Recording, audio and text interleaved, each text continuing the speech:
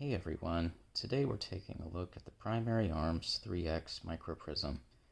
First, I just wanted to show you that with the high cantilever mount that comes with the prism, it will clear an M-bus sight just by a little bit. Of course, this isn't an optimal setup because you can't flip up this rear sight, it's useless. Anyway, this is not a QD mount, so you would have to detach the microprism to be able to use backup sights anyway. You can't see these through a magnified optic. Just to demonstrate for you, this is the front sight viewed through the microprism. You can see it's extremely blurry. The rear sight would be even more blurry than this, so you're probably not going to get much precision shooting done like this. Another thing is, so I have this M-bus mounted one rail slot from the back just to provide a little clearance for the charging handle, get it out of the way. I think most people are going to want to try to get the ocular lens even with the charging handle if you can, because the eye relief, you're going to want this as close to your eye as you can get it.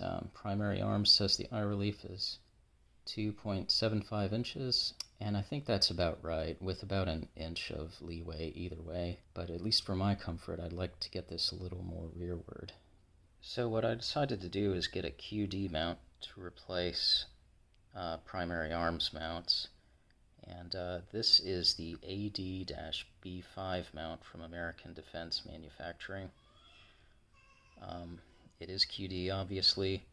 It's the only QD mount I found that has these 3 holes in it that correspond to the 3 holes that are in your microprism. So that's nice being able to use all of the screw holes. And this mount, just to show you the height of it, would put it at about the same height as this high cantilever mount. So that's a good kind of lower 1/3 type of height. So I'm going to remount this on here and show you how that looks.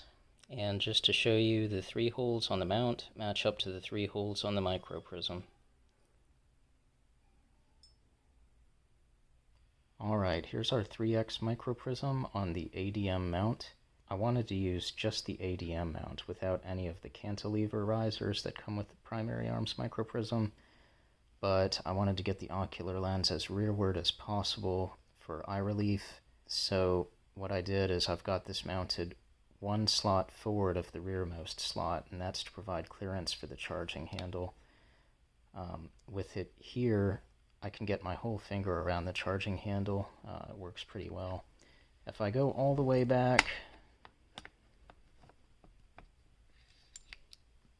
and this isn't tightened up all the way right now, it does still work.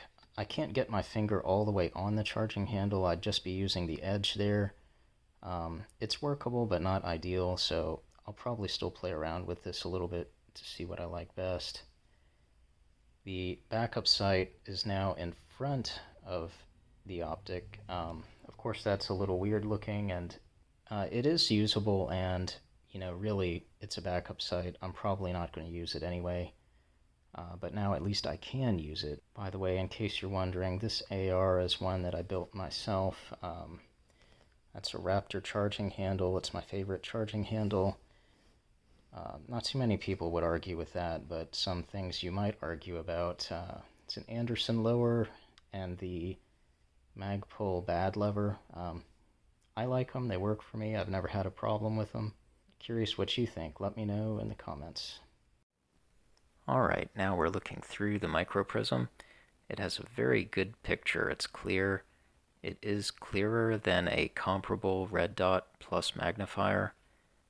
Specifically, I'm talking about the HoloSun 503 plus the HM3X. This microprism gives you a better picture. That street there is about 210 yards away. Pan away for a second so you can see it unmagnified.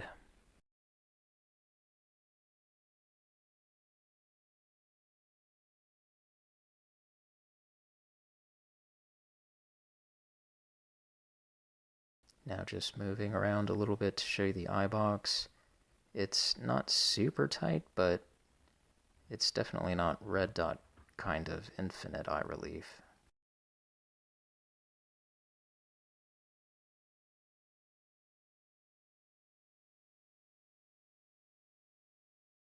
Alright, now I've got the brightness turned up to the maximum setting. That's number 13. It's definitely daylight bright. A good red dot can get a couple of settings brighter than this, but this should be bright enough for you. If we pan side to side, you can see the reticle stays in your vision even as the image disappears. That should be helpful for tracking it.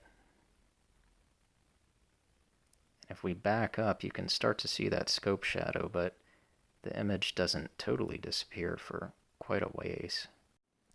So why would you want an optic like this? Well, 3x is a very useful magnification level at many different ranges. Of course, it extends your ability in longer ranges, but it's also very good even in short ranges. And at longer ranges, you're really going to need some magnification to help you ID targets. Brassfax does a great video where he talks about all of this. Check that out. And just to show you, 3x is still pretty usable even at a closer range. The far side of the fence there is about 10 yards away. You can see, I'll just pan a little bit, and you can see unmagnified versus magnified. Your useful minimum range, I would say, is starting at about 10 yards. It's not too much magnification even that close.